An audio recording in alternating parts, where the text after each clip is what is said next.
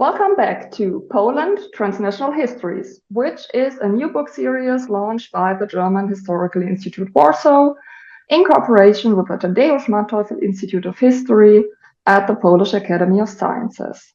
And today with me is Raluca Goleșteanu-Jacobs, who is a historian and the author of the second volume in our series. Hello, Raluca. Hello. Raluca, and in your book, you use the two concepts of modernization and westernization to describe your two case studies and to distinguish them.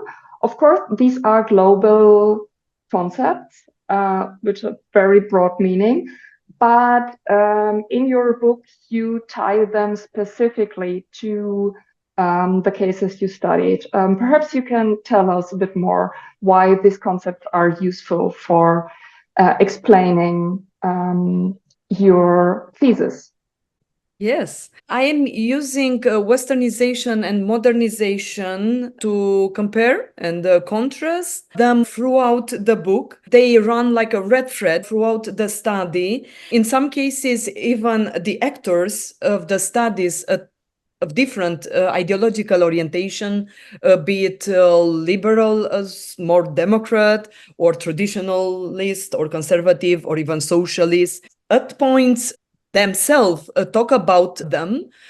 At other times, I intervene in the text and I guide the reader through decoding these two concepts. What my book seeks to bring new is the fact that I tried to focus on theory of development in two distinct cases by analyzing the discourses of traditionalist, conservative, Democrat, socialist actors in distinct political environments. I was trying to take into discussion two types of development, what I dubbed in the book westernization, respectively modernization.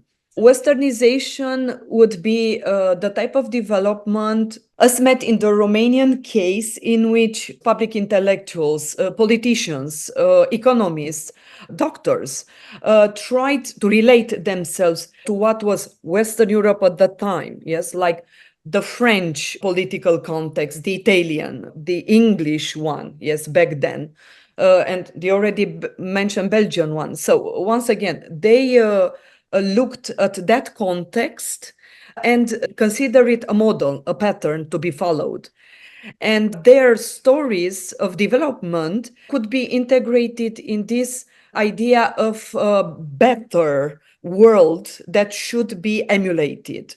Modernization, so the other theory of development in the dichotomy of development, I identified as typical to the Galician society, in which in the second half of the 19th century, public intellectuals, journalists, politicians of several ethnicities are talking about the importance of science, statistical research, knowledge, and reason in interpreting society. Of course, what is too generally dubbed as positivism.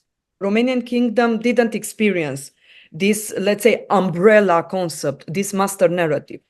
So all these intellectuals in the Galician public sphere subsumed their distinct ideologies to positivism. They were talking, even if they were conservatives, traditionalists with a religion, with a, let's say, muscular religious inclination, they still talked about development as being enrolled in general laws of development, in patterns that should be followed by any society.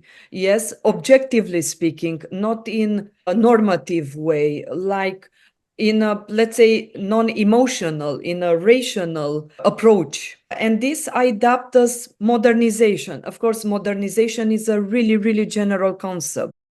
That was the last video with author Raluca Goleșteanu-Jacobs talking about her comparative study of Habsburg Galicia and the Romanian Kingdom.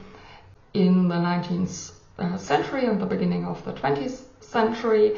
If you want to know more about the book and the author, you can check out the links in the info box below.